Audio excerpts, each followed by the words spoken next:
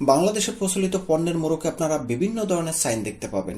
এ ধরনের সাইন বা প্রতীকগুলো দ্বারা কি বোঝানো হয়ে থাকে, এ ধরনের সাইন বা প্রতীকগুলো তারা কেন তাদের পণ্যের মোড়কে ব্যবহার করে থাকে, বা আপনি যদি আপনার নিজস্ব ব্র্যান্ডের পণ্যের মোড়কে এ ধরনের সাইনগুলো ব্যবহার করতে চান, সেক্ষেত্রে আপনাকে কোনো লাইসেন্স নিয়ে এই সাইনগুলো ব্যবহার করতে হবে কিনা ইত্যাদি বিষয় নিয়ে আজকের এই ভিডিওতে বিস্তারিতভাবে আলোচনা করার চেষ্টা করব।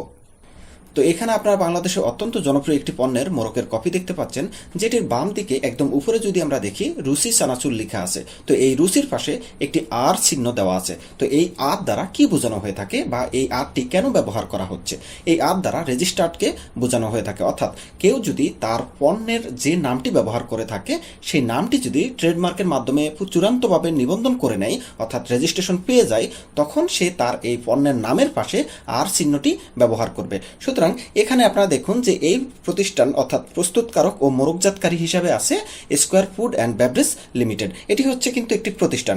এই প্রতিষ্ঠানের একটি পণ্য হচ্ছে রুসি। সুতরাং তারা এই যে square food and beverage limited এই রুসিটিকে রেজিস্ট্রেশন করে নিয়েছে ট্রেডমার্কের মাধ্যমে, এবং এই রেজিস্ট্রেশন করার পরিপ্রেক্ষিতেই তারা এই রুসির পাশে আর চিহ্নটি ব্যবহার করতে পারছে। সুতরাং আপনারা আপনাদের প্রতিষ্ঠানের যে ধরনের পণ্যগুলো, যে নামে পণ্যগুলো বাজারজাতকরণ করবেন, সেগুলো যদি আপনারা ট্রেডমার্কের জন্য আবেদন করে বাজারজাতকরণ করে থাকেন, সেক্ষেত্রে টিএম শব্দটি ব্যবহার করবেন। আর যদি আপনারা ট্রেডমার্কের চূড়ান্ত লাইসেন্স পেয়ে যান, সেক্ষেত্রে আর চিহ্নটি ব্যবহার করবেন।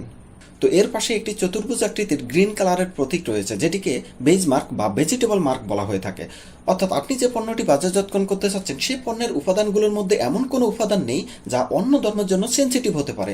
যেমন মুসলমানদের জন্য শূকর সেন্সিটিভ, আবার হিন্দুদের জন্য গরুর মাংস সেন্সিটিভ। সুতরাং আপনি যে পণ্যটি বাজারজাতকরণ করতে চাচ্ছেন, সে পণ্যের উপাদানের মধ্যে যদি এরকম কোনো সেন্সিটিভ উপাদান না থাকে, সেক্ষেত্রে আপনি এরকম গ্রিন ভেজিটেবল মার্ক চিহ্নটি ব্যবহার করতে পারবেন। আর যদি এরকম ধর্মীয় সেন্সিটিভ কোনো খাদ্য উপাদান থাকে, সেক্ষেত্রে কিন্তু আপনাকে এই ভেজিটেবল মার্কের জায়গায় রেড মার্ক অর্থাৎ এরকম একটি চিহ্ন ব্যবহার করতে হবে।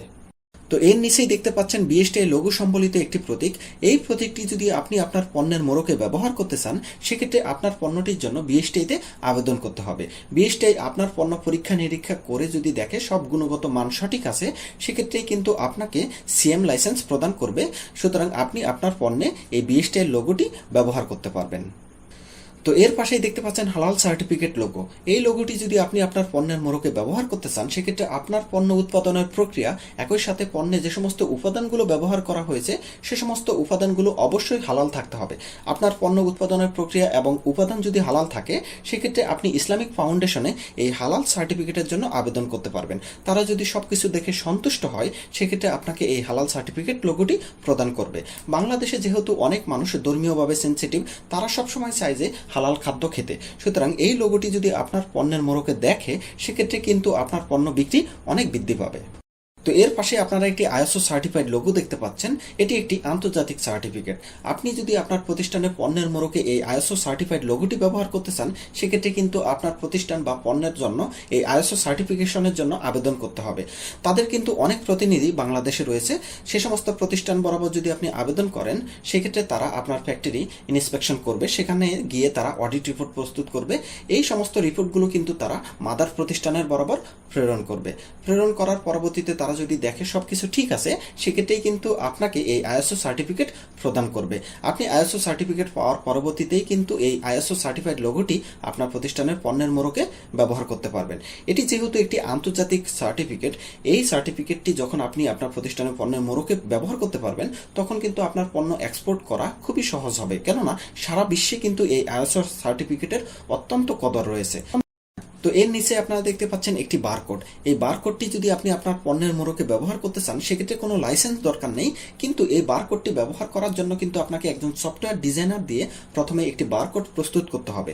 এই বারকোডটি প্রস্তুত করার পরবর্তীতেই কিন্তু আপনি আপনার পণ্যের মোড়কে এই বারকোডটি ব্যবহার করবেন। অনেকেই যেটি করে, জাস্ট গুগলে গিয়ে কিন্তু একটি বারকোড প্রস্তুত করে, সেটিকেই কিন্তু তারা এখানে ব্যবহার করে। এটি কিন্তু মোটেই সঠিক না। আপনাকে অবশ্যই একজন সফটওয়্যার ইঞ্জিনিয়ার দিয়ে কিন্তু বারকোডটি প্রস্তুত করতে হবে। কেননা এই বারকোডে কিন্তু বেসিক কিছু তথ্য থাকে। এই পণ্যের ওজন কত, পণ্যের মূল্য কত ইত্যাদি বেসিক কিছু তথ্য এখানে কিন্তু কন্টেন্ট আকারে দেওয়া হয়ে থাকে। সুতরাং এগুলো ভালো সফটওয়্যার ডিজাইনার দিয়ে প্রস্তুত করে কিন্তু আপনি এই বারকোডগুলো ব্যবহার করবেন। তো আশা করি পণ্যের মোড়কে যে সমস্ত সাইন বা প্রতীক ব্যবহার করা হয়ে থাকে এগুলোর সুবিধা কি, এগুলো কোথায় থেকে করতে হয় এ সম্পর্কে সামান্য ধারণা আপনারা পেয়েছেন। তো এই বিষয় নিয়ে যদি আরও কোনো প্রশ্ন থাকে সেক্ষেত্রে আমাদেরকে ফোন দিতে পারেন। আমাদের ফোন নাম্বার 01884952999। সবাই ভালো থাকবেন, সুস্থ থাকবেন, সবাইকে ধন্যবাদ। আল্লাহ হাফেজ।